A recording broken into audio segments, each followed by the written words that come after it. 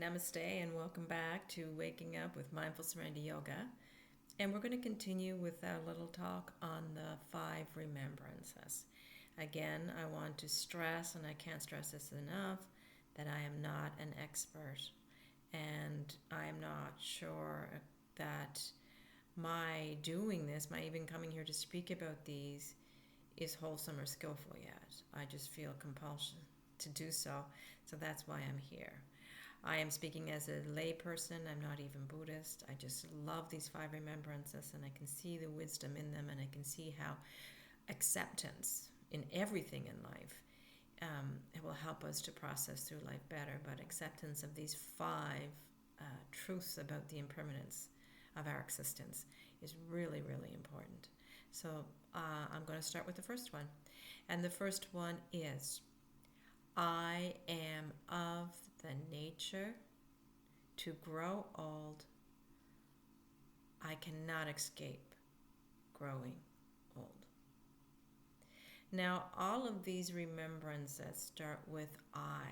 So they're referring to the individual person. They're referring to what the yogis would refer to as the self with the little s, right? The little ego, the SELF, the me. We are as these minds and bodies, these psyches, which are just accumulation of all the events we'd have over our lives, are very temporary and impermanent. Nothing about us is permanent. Everything is temporal. Our experience here is very temporal. So when we're talking about the body especially, and as well as the mind, because this growing old has to do with both, right?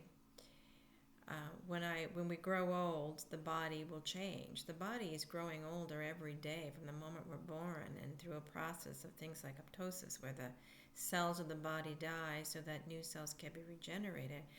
The body is constantly changing. It's never the same.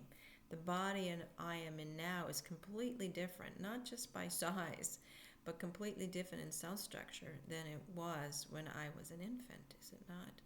The body's continuously changing. Nothing about the body is permanent. We are aging. It's getting older. We are getting older. Time, of course, is a mental construct, and I don't really know if we can understand and put it into words other than the formula set out by physicists and whatnot about the space-time continuum. But something in us knows that time is just a mental construct, right? But we see things in linear format. We see ourselves aging. Okay, when I was an infant, I did this. When I was a toddler, I did this. When I was a preschooler, I did this. When I was school age, I did this. When I was a pre-adolescent, I did this. As an adolescent, I did that. As a young adult, I did this. As a middle adult, I did that. And in my later adulthood, this is where I am. So right now, I'm progressing into my later adulthood. And this is what you see when you look at me. You see an aging human being. You see someone who has lots and lots of creases and lots of sagging parts and gray hair and everything else. And you may consider me elderly. Well, hope not at this age. I'm only 61, but you might consider that to be elder or senior. And we spend a lot of our time in European and North American cultures trying to run from this reality that we will all grow old. We fear aging. We fear aging, I think, because we fear the image we created of ourselves as bodies. If my body ages, who I believe myself to be ages, we associate the I am to the aging body and mind by saying I am old, rather than say I've experienced this many years of life. We attach the I am to it. We become this aging body, this process of aging. And we fear aging because it brings us to one of our ultimate fears, which is the fear of death. The older we are, the closer we are to the finite ending that all human beings will have, right? From the moment we were born in these bodies, the body has an expiration date. And if we identify with the body, seeing ourselves only as the body and the mind, then we have an expiration date. I am getting old. I am getting closer to the finite ending all human beings, all things of this physical world will experience. And we fear that. So we fear aging also because we fear losing the good opinion of other people. We tend to, especially in North American and possibly European societies, tend to foster productivity over everything else. As we age and the body loses some of its physical functioning, we lose that sense of productivity, the sense of producing and being a benefit to the rest of the society. So we have this image that if the body is aging, we are losing our productivity. Therefore, we're not going to belong in the way we once belonged when we were productive members of society. We no longer have enforced retirement now at the age of 65 in these cultures, but there is a gentle push or nudge out the door so the younger people can come in and take our place, right? Which is understandable. We want everyone in the world to have an opportunity to experience what this life has to experience, even if that's in the forms of a job or professional role. Regardless, we fear aging because we fear change. We fear the change that we see. We fear the changes we experience in cognition. So as an aging person, at my age, in my 6th decade, I am full of a psyche that has had many, many more events, life experiences, than, say, a 6-month-old would have or a 6-year-old would have.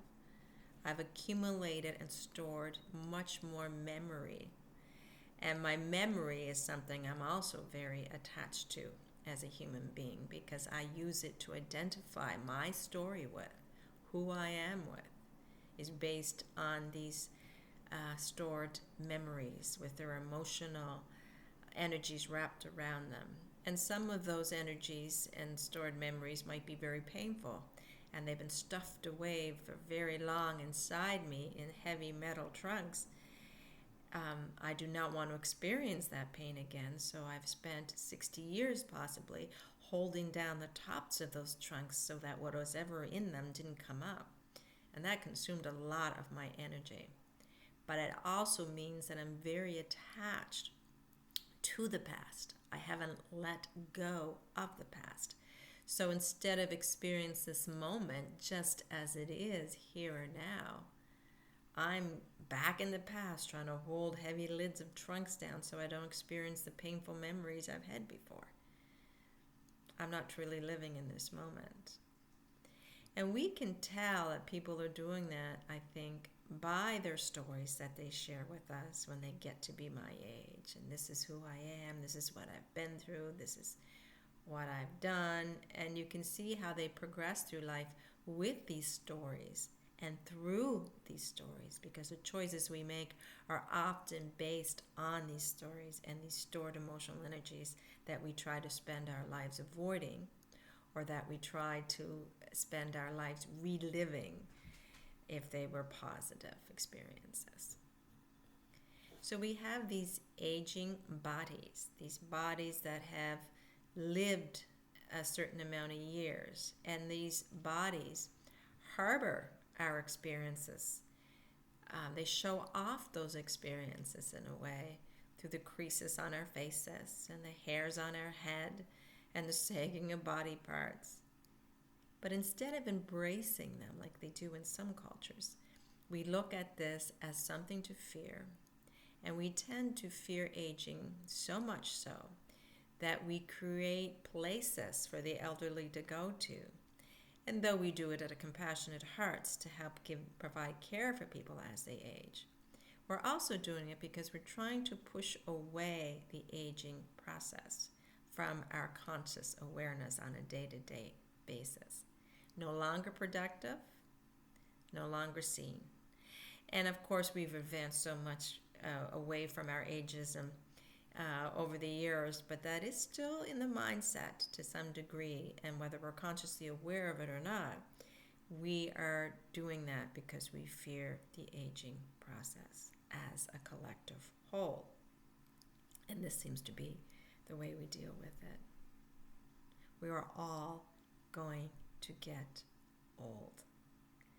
Every one of our bodies, if it doesn't succumb to some other life event that ends our life prematurely, is going to get old. It's going to change.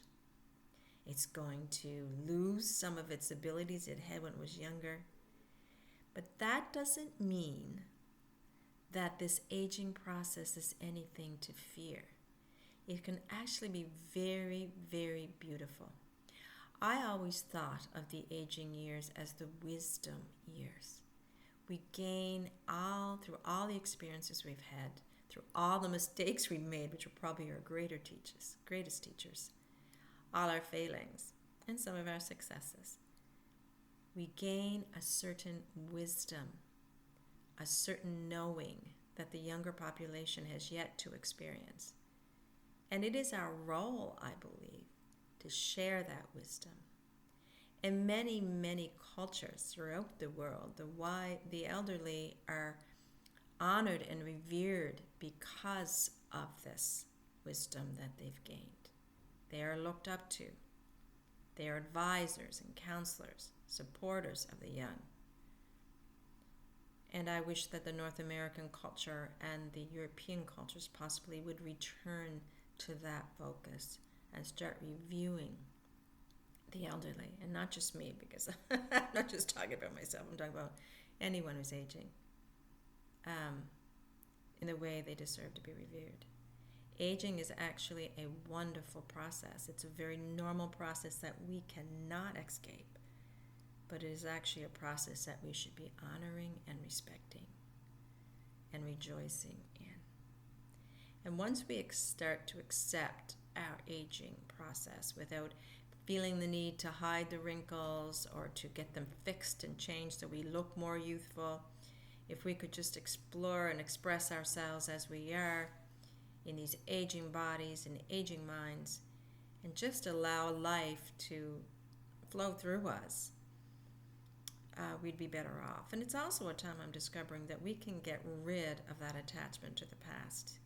You know, sometimes this wisdom will lead us inward rather than outward, so that we can finally deal with what we've stuffed and stored over the years, to cleanse ourselves so we're freer and better able to give to the world what it needs. Well, that's what I believe anyway. So, we are all of the nature to grow old. None of us can escape aging. We're all going to grow old, and we should be, instead of fearing it, embracing the process. Thank you so much for joining me. Namaste.